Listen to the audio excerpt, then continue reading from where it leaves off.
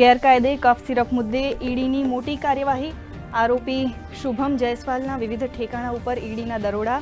અમદાવાદ, રાંચી, લખનઉ, વારાણસી, જૌનપુર સહિતના શહેરોમાં દરોડાની કામગીરી.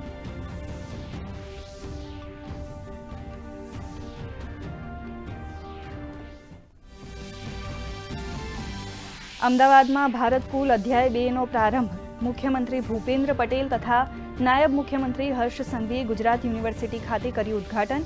આજથી 3 દિવસ શહેરીજનો માણશે ઉત્સવ, કલા, પર્યટન, સાહિત્ય અને સંગીત ક્ષેત્રના સંવાદ.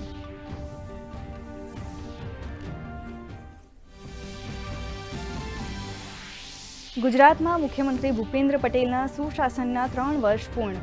સીએમના નેતૃત્વમાં નમો લક્ષ્મી યોજનાથી 10 લાખથી વધુ વિદ્યાર્થીનીઓને મળી સહાય, તો 6 લાખ મહિલાઓ બની લખપતિ દીધી. મુખ્યમંત્રીએ વિકસિત ગુજરાતથી વિકસિત ભારતની નેમ સાથે તમામ નાગરિકોનો માન્યો આભાર. નાયબ મુખ્યમંત્રી હર્ષ સંઘવીનું જીસીસીઆઈ ખાતે સંબોધન. કહ્યું, રોજ થાય છે 400થી વધુ ફાઇલોનો નિકાલ. સમયસર ફાઇલોનો નિકાલ કરીને ઉદ્યોગકારોને ઇઝ ઓફ ડુઇંગ બિઝનેસનો ખરો અનુભવ કરાવવો એ રાજ્યની ફરજ.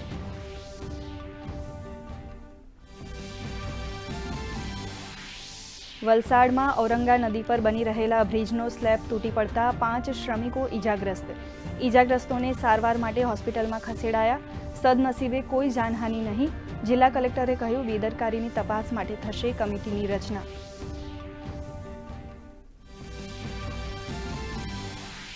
આંધ્રપ્રદેશમાં ગમખ્વાર અકસ્માત. બસ પલટી ખાઈને ખીણમાં ખાબકતા 9 લોકોનું મોત.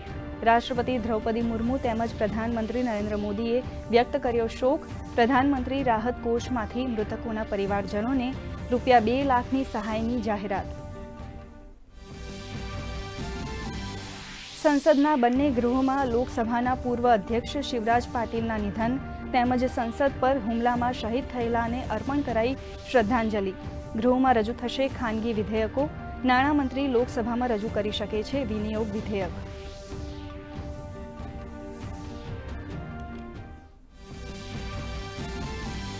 રાજ્યમાં નલિયામાં પ્રથમવાર તાપમાન 8.8 ડિગ્રીએ, તો દાહોદમાં પણ પ્રથમવાર 9.3 ડિગ્રી સાથે ઠંડુગાર. અમદાવાદ, ગાંધીનગર, ડીસા, રાજકોટ, પોરબંદરમાં તાપમાન 12 થી 13 ડિગ્રી વચ્ચે રહેતા લોકોએ અનુભવ્યો શિયાળાનો ચમકારો.